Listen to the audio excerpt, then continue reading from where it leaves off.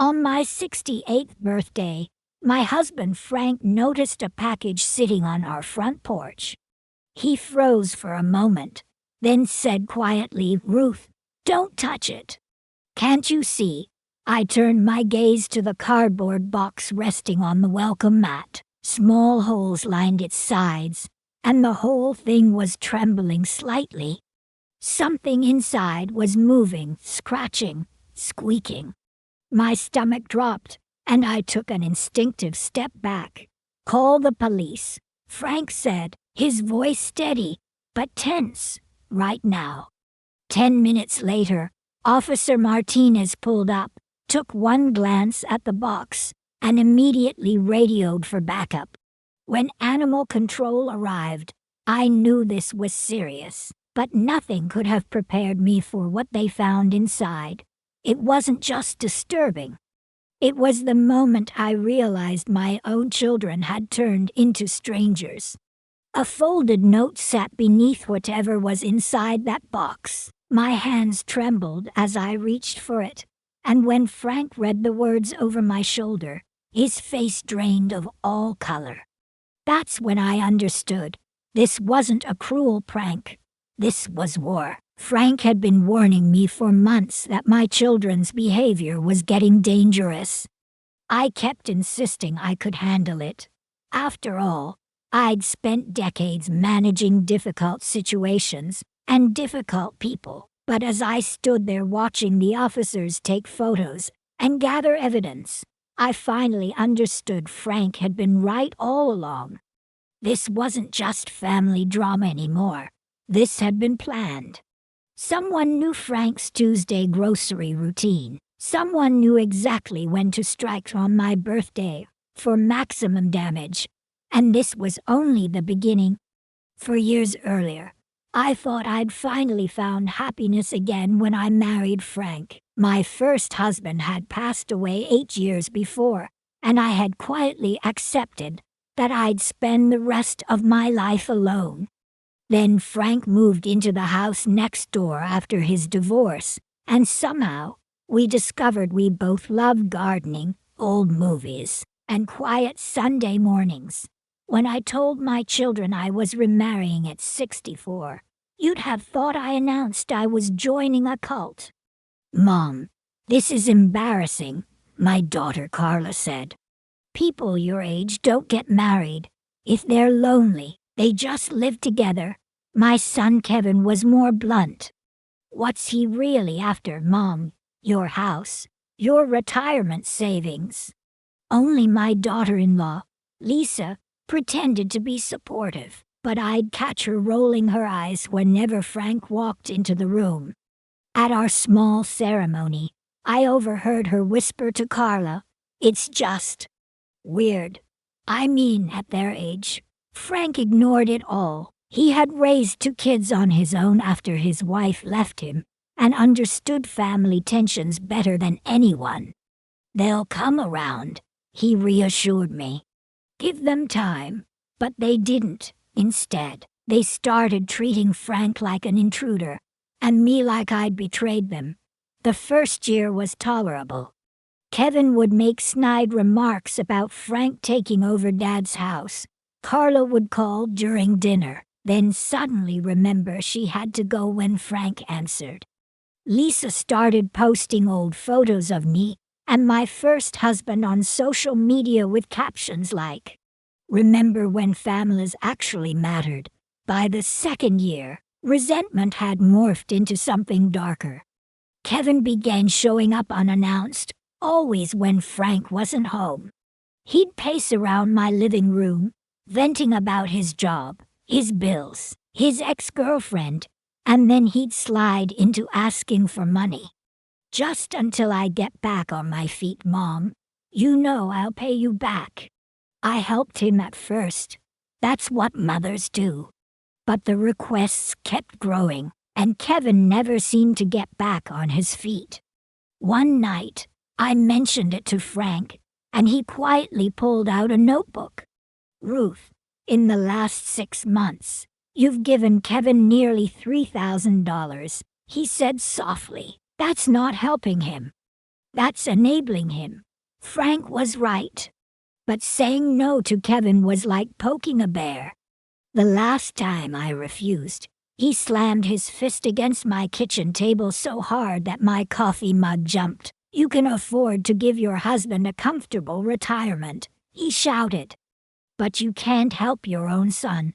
Dad would be ashamed of what you've become. Carla was subtler than Kevin, but just as relentless. She'd bring my grandchildren, Amy and Tyler, over for visits, and then casually mention how tight money was as a single mom. She'd bounce Tyler on her lap and sigh softly. Amy needs new school clothes. Tyler's baseball gear is falling apart. I hate asking, Mom, but I just don't know where else to turn. Every time, I'd write her a check. Every time, she'd kiss my cheek and promise, this is the last time. But it never was. There was always something else. Car repairs, daycare fees, medical bills. The breaking point came 3 months ago. I was having lunch with my neighbor Janet when she lowered her voice and said, Ruth, I saw Kevin at the downtown casino yesterday. My fork froze halfway to my mouth. At the poker tables, she added. Looked like he'd been there for hours. That evening, I confronted Kevin. His face turned crimson, and for a moment, I thought he might actually hit me. You're spying on me now, he snapped. What's next? Hiring a private detective. He leaned in close, his voice low and sharp. You better be careful, Mom. Frank's not gonna be around forever to protect you. Frank walked in just as Kevin said it. The look on Frank's face made Kevin take several steps back. I think you should leave, Frank said, his voice calm but cold. Kevin slammed the door so hard the walls rattled. Frank turned to me, his jaw tight. Ruth, he said slowly, that wasn't a frustrated son asking for help. That was a threat. He paused, then added, From now on, I'm documenting every single interaction with your children. I thought he was overreacting, but after what arrived on my birthday, I realized Frank had been the only one seeing clearly all along. When the animal control officer finally opened that birthday package, 6 terrified rats scrambled out into a carrier. They'd been trapped in that dark box for hours, scratching at the cardboard, leaving deep claw marks inside. But it wasn't the rats that made my stomach turn. It was the note underneath them. Happy birthday to the rat who chose strangers over family. Time to clean house. Your loving children. I felt my knees go weak. Officer Martinez took photographs, his expression dark. This isn't a prank, Mrs. Hayes, he said firmly. This is criminal intimidation, with clear intent to cause emotional harm. Whoever did this committed a felony. Frank's jaw tightened as he pulled out his phone. Officer, I need to show you something. I stared at him. Show him what? Frank didn't look up. After Kevin threatened you 3 months ago, I started recording every phone call and visit, he said steadily, though his hands trembled slightly. I wanted to make sure we'd have proof if things escalated. He tapped a recording and placed the phone on the table. Kevin's drunken voice came blaring through the speaker. Mom, you need to get rid of Frank. This marriage thing has gone on long enough. My voice, shaky but clear, followed. Kevin, you're drunk. We'll talk tomorrow. No, Kevin slurred. We're talking now. Lisa and Carla agree with me. Frank's gotta go. You're embarrassing the whole family with this ridiculous old age romance. Kevin, please. I whispered in the recording. I'm serious, Mom. You can't handle living alone. You need your family taking care of you, not some stranger after your money. Then my voice grew firm. Frank is my husband. and this conversation is over. Kevin's reply made my stomach knot. Fine. But don't say we didn't warn you when something happens that makes you realize you need your real family. Tomorrow's your birthday, Mom. Maybe it's time for a reality check. The recording ended. Officer Martinez looked up from his notes. Mr. Hayes, how long have you been documenting this? Frank walked to the kitchen drawer and pulled out a thick folder. 3 months, he said. 23 recorded phone calls. 47 threatening texts. Photos of Kevin showing up drunk and refusing to leave. Screenshots of Lisa's posts calling Ruth's marriage disgusting. I sat frozen, stunned. Frank had been quietly protecting me this entire time, building a case I didn't even realize we needed.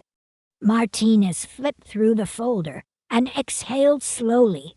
This is thorough, Mrs. Hayes. Your children have escalated from financial manipulation to criminal harassment. The rat delivery was meant to break you down emotionally. I stared at him, barely able to breathe. But why? What did I do that was so terrible? Frank reached for my hand. Ruth, he said gently, I found something else last week. He hesitated, then looked me in the eye. Kevin's been telling people you're suffering from dementia. He's setting up a narrative, trying to paint you as incompetent so he can challenge your marriage to me. The room tilted under me. What? He's laying the groundwork, Frank said. If he can scare you enough to leave me or if something happens to me, he's planning to have you declared mentally unfit and take control of your finances. Officer Martinez closed the folder. Mrs. Hayes, based on this evidence, we're looking at potential elder abuse, financial exploitation, criminal intimidation, animal cruelty, and harassment. I felt numb. These weren't my children anymore. These were strangers, dangerous strangers, and Kevin's warning from months ago echoed in my head. Frank's not going to be around forever to protect you. It hadn't been a warning. It had been part of a plan. After Officer Martinez left with the folder, Frank and I sat silently in the kitchen, processing everything. The animal control officer had taken the rats, but the smell of fear and betrayal still hung in the air. I turned to Frank quietly. How did you even know to document all this? For the first time that day, he allowed himself a small smile. Ruth, you forget what I did for 43 years, he said softly. I was a mechanical engineer at Boeing. When something starts failing, you don't wait for the catastrophic collapse. You track the stress patterns, monitor the weak points, and prepare for structural failure. I blinked, realizing what he meant. You analyzed my children like a mechanical system. He nodded. And Ruth, they made a serious miscalculation. They assumed you'd react like a helpless victim. They forgot you spent decades managing crises. And he was right. Kevin, Lisa, and Carla had forgotten who I was before I became just Mom. For 45 years, I was the principal at Roosevelt Elementary.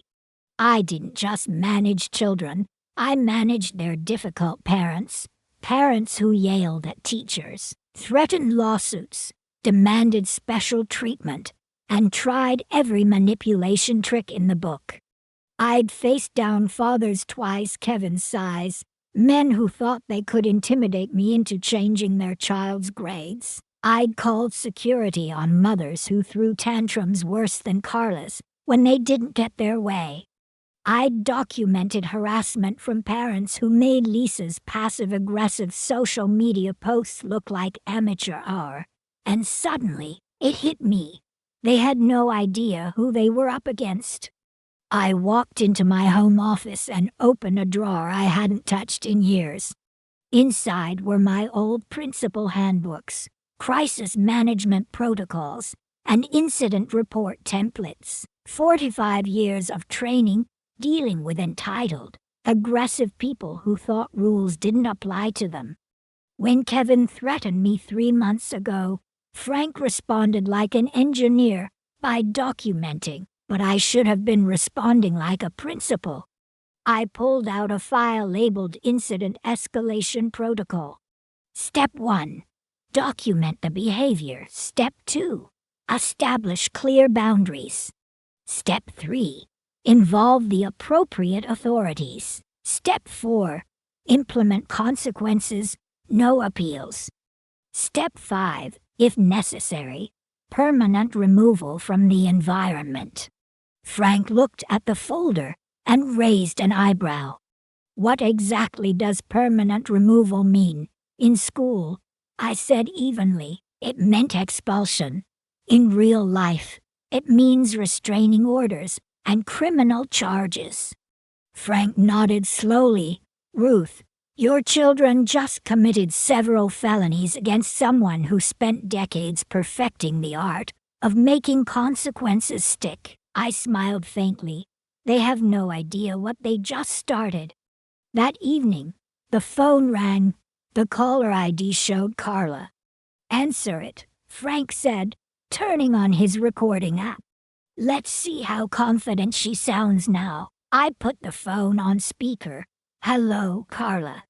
Mom, she said quickly, syrupy sweetness coating her voice. I heard police cars were at your house. Are you okay? I'm fine, sweetheart, I said calmly. Someone sent me a very interesting birthday present. Oh, what was it? She asked, her tone light to light. 6 live rats, I said evenly. And a lovely note from my loving children. Dead silence, Mom. I have no idea what you're talking about. Rats. That's terrible. Who would do such a thing? Years of listening to lying children had taught me every tell, every hesitation, every verbal dodge. Carla, I said evenly, I'm giving you one chance to tell me the truth. Did you participate in this? Mom, you're scaring me. You sound confused, she said smoothly. Maybe you should call Dr. Peterson, get a checkup. And there it was right on schedule, the mental incompetence angle. I looked at Frank. Did you get all of that? Every word. He confirmed. I leaned into the phone, my voice calm but sharp. Carla, this is what's going to happen. You, Kevin, and Lisa have 24 hours to decide how you want to handle this. What does that mean? She asked nervously. It means, I said steadily, you can either contact the police yourselves to confess and apologize, or you can wait for them to come to you with arrest warrants. Mom, you can't. I spent 45 years teaching entitled children that actions have consequences. I interrupted. That lesson hasn't changed just because I'm retired. And I hung up. Frank stared at me, impressed. Remind me never to get on your bad side. They thought I was a confused old woman, I said quietly. They forgot I spent my career holding people accountable, almost on cue. The phone rang again. Kevin this time. Let it ring, I said coldly. Step 2 is establishing boundaries. They don't get unlimited access to me anymore. Frank glanced at Officer Martinez's business card on the counter. What's step 3? Involving the authorities, I said, picking up the card. And thanks to your recordings, that step's already in motion. I took a deep breath and looked Frank straight in the eye. Step 4, I whispered, is implementation of consequences. And Kevin, Lisa, and Carla were about to learn exactly what that meant. The next morning, Frank and I were sipping coffee when Officer Martinez called. Mrs. Hayes, he said, we traced the rats back to Peterson's pet store downtown. Kevin bought them yesterday afternoon using his credit card. I nearly dropped my mug. He used his own card. Oh, it gets better. The officer continued. The store has security footage. Kevin insisted on getting the biggest, most aggressive rats they had. He even asked for a cardboard box instead of a proper carrier. Frank shook his head slowly. After all his scheming, he left us a perfect trail of evidence. That's not all, Martinez said. We also contacted the delivery service. Kevin paid extra to have the package delivered exactly at 10 a.m. when your husband would be at the grocery store. The driver even remembers Kevin saying the woman receiving it would be old and easy to scare. I clenched my hands so tightly my knuckles ached. Officer, I said softly but firmly, Kevin's actions show planning, intent, and escalation. In my experience, as a principal, people who go this far, they don't stop unless they're stopped. We agree, Martinez replied. We're moving forward with restraining order applications. Kevin for delivery and animal cruelty. Lisa and Carla as accessories based on your husband's recordings. We'll also file harassment charges and investigate elder abuse violations. By mid-afternoon, my phone buzzed with a string of texts. Kevin, Mom, we need to talk. Frank's poisoning you against your own family. Lisa, Ruth, Kevin told me about your confused call yesterday. We're worried about your mental state. Carla, Mom, the kids are crying because Grandma won't pick up. You're hurting Amy and Tyler by choosing Frank over us. Frank read them over my shoulder. They're throwing every manipulation tactic at once. It's the panic response. I explained. When entitled people realize their old tricks aren't working, they escalate. I've seen it 100 times. At noon, pounding erupted on our front door. Mom, open up. We need to settle this like adults. Kevin's voice thundered through the wood. Frank peeked through the window blinds. He brought Lisa and Carla. They're all here. I looked through the peephole and saw them standing on the porch like predators circling prey. Kevin pacing, jaw tight. Lisa gripping her purse so hard her knuckles turned white. Carla staring at her phone, constantly checking, probably coordinating. Frank, I whispered, start recording. This is about to be their biggest mistake. Kevin banged harder. Mom, we know you're in there. Stop hiding. This is ridiculous. We're your children. I opened the door, leaving the chain lock in place. Hello, Kevin, Lisa, Carla. Mom, thank God, Carla said, rushing forward. We've been worried sick. Kevin told us you accused us of sending some kind of package. That's right, I said evenly. 6 rats, with a note signed by my loving children. Lisa stepped forward, her voice dripping fake concern. Ruth, honey, that's a very serious accusation. Are you sure you're remembering things correctly? Maybe the stress of maintaining this house at your age is affecting your thinking. The mental incompetence angle, rehearsed and ready. Kevin leaned closer. Mom, Frank's been filling your head with paranoid nonsense. You never used to be suspicious of your own family. Take the chain off and let us talk. Carla added softly, please, Mom. We love you.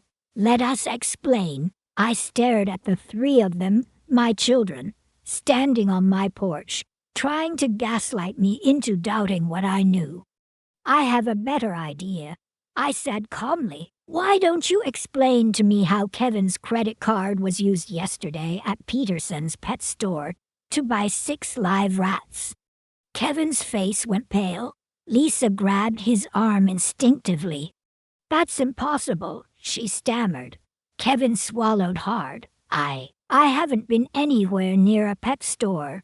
Really, I tilted my head. Because the store has you on video, as specifically requesting the biggest, most aggressive rats. And telling the clerk that your mother thinks she can replace her family, so now she gets to live with rats instead. Carla tried to laugh it off, but her voice cracked. Mom, that's crazy. Why would Kevin ever say something like that? The same reason, I replied coldly. You asked him if he got the biggest ones, and wondered if I'd think about it every time I looked at the welcome mat where Frank keeps his shoes. How do you even know that?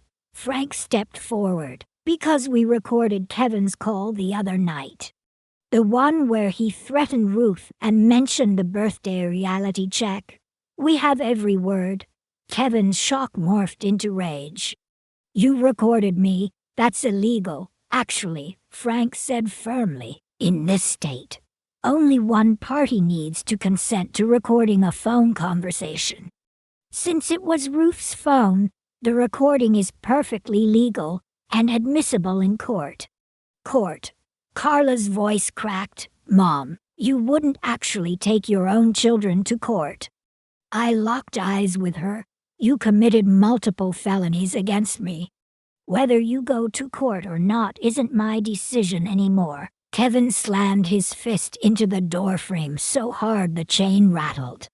This is insane, he shouted. We're your family. Blood is thicker than whatever you think you have with him. Kevin, I said steadily, in my professional experience, people who hide behind family ties to justify criminal behavior usually escalate when they don't get their way. So tell me, what's your next move? Breaking in, more animal cruelty. Another threat. Lisa's composure cracked. Tears filled her eyes. Ruth, we made a mistake, okay? We just wanted you to realize that Frank is isolating you from people who actually care about you. I stared at her, and terrorizing me with rats was your version of caring. Carla exploded, her voice sharp. You used to care about us. You used to help us. But now, everything's about Frank. Frank this, Frank that, and there it was. Finally, the truth surfaced.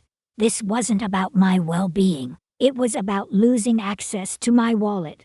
So I said quietly, the rats were punishment for cutting off the money. Kevin stepped closer, his voice low, venomous. Mom, you better think very carefully about how you want this to end. If you keep choosing Frank over your real family, we can make your life very, very difficult. Kevin, I said, staring straight at him, are you threatening me again? I'm warning you, he growled. Frank won't be around forever. When he's gone, you'll need us. And we might not be so willing to help someone who had us arrested. Frank raised his phone and pressed the red button. And that, he said coolly, is now documented. Kevin froze. Congratulations. Frank added softly, you just made a terroristic threat against an elderly woman in front of witnesses. Lisa yanked Kevin's arm. Kevin, we need to leave. Now. But Kevin didn't move. His jaw was locked, his fists clenched. You know what, Mom, he spat. Maybe you deserve to be alone. Maybe Dad was lucky he died before he had to see what you've become. The words hit me like a knife. Frank stepped protectively in front of me, his voice quiet but razor-sharp. Get off our property, now. Carla tried one last time. Mom, please. Think about Amy and Tyler. They love you. Don't let Frank destroy your relationship with your grandkids. I met her eyes, steady and unblinking. Carla, using children as weapons is another form of abuse. If you truly cared about Amy and Tyler, you wouldn't teach them that criminal behavior is acceptable when you don't get your way. For the first time, Carla had no response. They turned and walked down the steps, Kevin still shouting back at me. "This isn't over, Mom. Frank's poisoned you against your own blood." But blood always wins. Frank closed the door and pulled me into his arms. "Ruth," he whispered, "are you okay?" I wasn't shaking from fear anymore. I was shaking from anger. "Frank," I said slowly, "they just gave us everything we need. Threats, admissions, intimidation, all recorded." "What does that mean?" "It means," I said firmly, "tomorrow we file for restraining orders." And thanks to their little performance on my doorstep, no judge in the county would dare deny them. 2 weeks later, I stood in Judge Williams's courtroom wearing my navy blue suit, the same one I'd worn to hundreds of tense parent conferences during my career as principal. Frank sat beside me, calm and steady, his hand resting on mine. Across the aisle sat Kevin, Lisa, and Carla with a nervous-looking attorney they'd clearly hired in a rush. They avoided my eyes. When the hearing began, their lawyer stood, smoothing his tie with trembling fingers. "Your Honor," he began, "this is nothing more than a family misunderstanding that has unfortunately spiraled out of control. My clients are deeply concerned about Mrs. Hayes's mental state since her recent marriage. They were simply trying to get her attention." Judge Williams lowered her reading glasses and fixed him with a sharp stare. "Counselor," she said dryly, "are you seriously suggesting that delivering live rats to a 68-year-old woman constitutes appropriate family intervention?" The color drained from the lawyer's face. "Well, no, Your Honor, but—" "And what about the recorded threats against Mrs. Hayes and her husband? The financial manipulation, the coordinated harassment campaign?" Judge Williams interrupted. "Do you plan to classify those as family bonding exercises too?" He sat down without another word. Judge Williams turned her attention to Frank's evidence folder. I watched her flip through page after page, transcripts, screenshots, photographs, and recordings, our eyebrows lifting slightly as she read. "This documentation," she said finally, "is remarkably thorough. Frank had outdone himself. Every threatening text message, every hostile voicemail, every incident cataloged with dates, times, and clear descriptions. Photos of Kevin showing up drunk, screenshots of Lisa's social media rants, transcripts of Carla's manipulative messages, all of it organized like a textbook." Then the judge turned to me. "Mrs. Hayes," she said gently, "would you like to read your victim impact statement?" I stood up slowly, steadying my breath, and faced the court. "Thank you, Your Honor," I said softly. "My name is Ruth Hayes, and until recently, I served as principal at Roosevelt Elementary for over 4 decades." I paused, looking straight at my children across the aisle. Kevin stared at the floor. Lisa dabbed her eyes with tissues. Carla was scrolling on her phone. "Even here, even now, I mentioned my career," I continued, "because it matters to what happened to me. For 45 years, I dealt with parents who believed intimidation, manipulation, and threats were acceptable tools to get their way. Over time, I learned to recognize the pattern. I held up Frank's folder. And what my children have done follows that pattern exactly. I took a deep breath and began. When I remarried at 64, my children started with guilt manipulation, trying to make me feel ashamed for finding happiness again. When that didn't work, they escalated to financial pressure, demanding money repeatedly and turning hostile when I set boundaries. Then came the threats, veiled at first, but eventually they became explicit. And finally, I said, my voice tightening, They sent me a box filled with 6 live rats. On my birthday, along with a note designed to terrify me into submission. I opened the folder and pulled out the note. Happy birthday to the rat who chose strangers over family. I read aloud. Time to clean house. Your loving children. A wave of silence swept through the courtroom. Your Honor, this wasn't a prank, I said quietly. This was calculated psychological warfare, meant to break me down and force me to comply with their demands, to end my marriage, surrender my independence, and return to financially supporting their lifestyles. Kevin's head shot up. Mom, that's not. Mr. Hayes, Judge Williams snapped. You'll have your chance to speak. I nodded at her and continued. What disturbs me most isn't the rats or even the threats, I said softly. It's that my children believed I was weak enough to be controlled by fear. They forgot I spent decades protecting children from adults who used intimidation to get their way. I took a deep breath and steadied my voice. I'm not asking for revenge, Your Honor. I'm asking for protection. My husband and I deserve to live out our remaining years without fear of harassment, manipulation, or abuse from people who happen to share my DNA. I sat down. Frank squeezed my hand, his thumb brushing over my knuckles. Judge Williams turned to Kevin. Mr. Hayes, do you have anything to say? Kevin stood slowly, shoving his hands into his pockets. For a moment, I thought he might apologize. He didn't. Your Honor, he began, his voice sharp. My mother used to care about her family. Now, she only cares about Frank. We were trying to make her understand that her real family should come first. Lisa stood quickly, tears streaking down her face. Judge Williams, you don't understand. Ruth has changed completely since marrying Frank. She used to help us when we had problems, but now she treats us like strangers. The judge tilted her head. And by help, you mean financial support? Lisa hesitated. Well, sometimes we needed assistance, yes.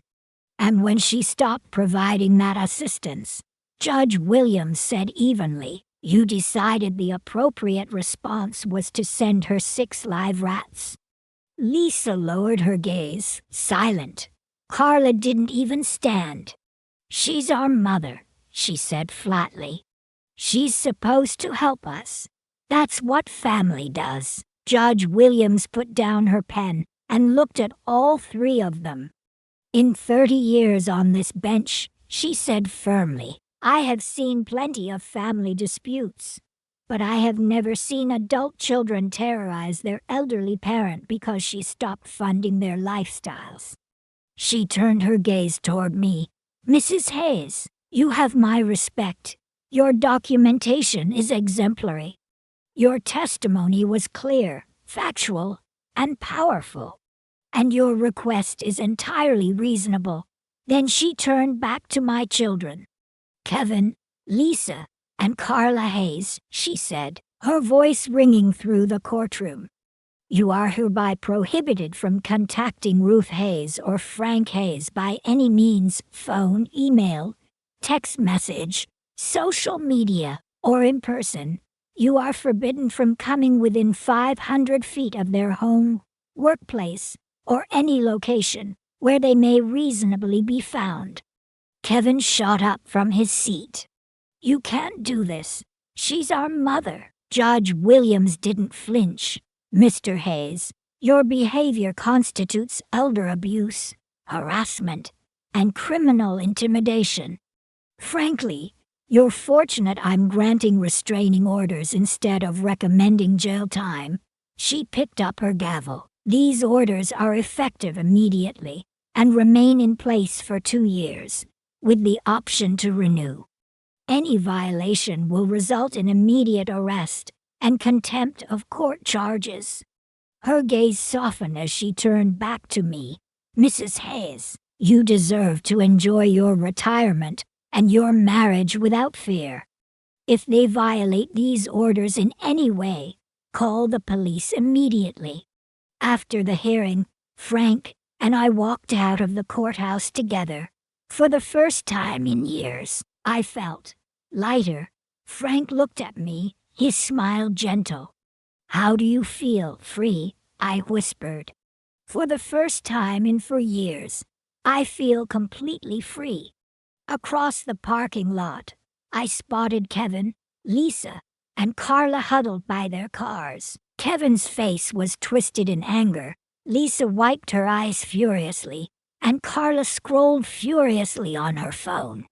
Frank squeezed my hand. "Do you think they'll learn anything from this?"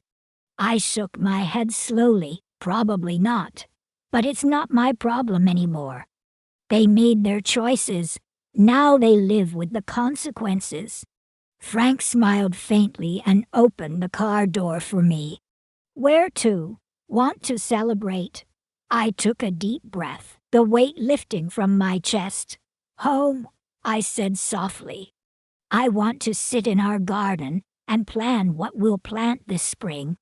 6 months later, Frank and I were working in our garden when Janet, our next-door neighbor, called over the fence. "Ruth," she said, leaning against the wooden slats, "I thought you'd want to know. I saw Kevin at the grocery store yesterday." I straightened up slowly, brushing soil from my gloves. "Oh," she nodded, lowering her voice. "He was telling anyone who'd listen that you're mentally unstable. That Frank has brainwashed you into cutting ties with your family." I paused for a moment, then smiled faintly. "Janet," I said softly, "does Kevin really strike you as someone whose opinion about mental stability carries much weight?" Janet laughed out loud. "You know what? You're right, honestly. He looked terrible, like he hadn't shaved in weeks. And most people around here know the truth anyway." And she was right. That was the thing about small towns. Sooner or later, the truth always finds its way out. People here knew me. They knew I'd been a respected educator for decades. They knew Frank as a kind, steady man who stood by me through some of the hardest years of my life. And they could see for themselves what my children were really like. Whenever they spotted Kevin stumbling out of the casino, or came across Lisa's bitter rants on social media. That evening, Frank and I sat on our porch, watching the sun dip below the horizon. "Do you ever regret taking them to court?" he asked gently. I thought about it for a moment, staring at the orange-pink sky. "No," I said softly. "I regret that it had to come to that. I regret that my children chose cruelty over kindness. But I don't regret protecting us."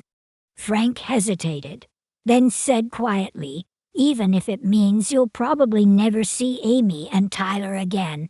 That part hurt. More than anything, I missed my grandchildren, their laughter, their hugs, the bedtime stories we used to share. But I'd made my choice, and I wasn't going to teach them the wrong lesson.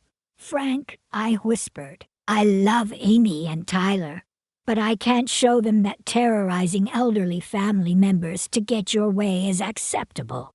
Sometimes, the most loving thing you can do is refuse to enable destructive behavior." Frank reached over and squeezed my hand gently. "They thought they were dealing with a helpless old woman," he said softly. "But they forgot you spent your whole career teaching bullies that actions have consequences." I smiled faintly. "And some lessons," I said. "They'll learn the hard way." A year later, a letter arrived in the mail. The handwriting on the envelope was careful and even, and familiar. I froze when I saw the name in the top corner, Amy Hayes. My hands trembled slightly as I tore it open. "Dear Grandma Ruth, Mom says I'm not supposed to talk to you anymore, but I wanted you to know. I remember the stories you used to read to me, Tyler, and I miss you. I hope you're happy with Mr. Frank. Love, Amy.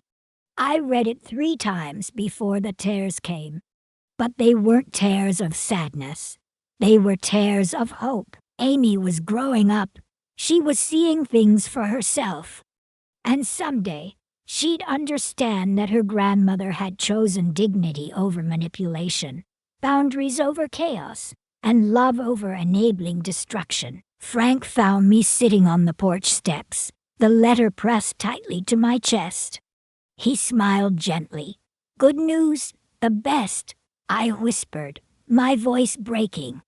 My granddaughter, she remembers. And she knows I love her.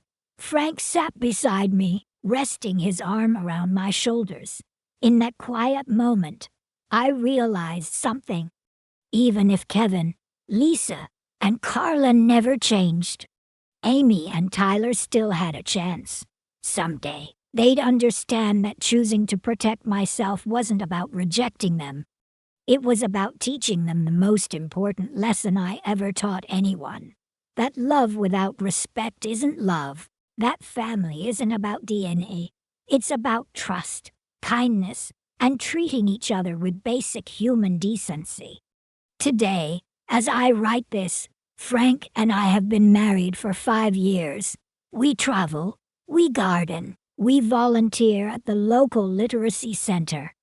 Our days are filled with quiet mornings, warm evenings, and people who value us for who we are, not what they can take. Our home is peaceful now. No threats, no manipulation, no chaos. Kevin, Lisa, and Carla made their choices. They chose bitterness over acceptance. They chose manipulation over honest communication. And they chose cruelty over love. I chose differently. I chose to protect my marriage. I chose dignity over dysfunction. I chose peace over chaos. Some people would say I should have tolerated their behavior because they're family. But family isn't defined by blood. Family is defined by love, respect, and the willingness to treat each other with compassion. And that's a lesson, no matter how old you are, that never changes. So that's my story. Sometimes, protecting yourself means drawing lines even when it hurts. Sometimes, loving your grandchildren means teaching them boundaries their parents never learned. And sometimes, the bravest thing you can do is choose peace over permission.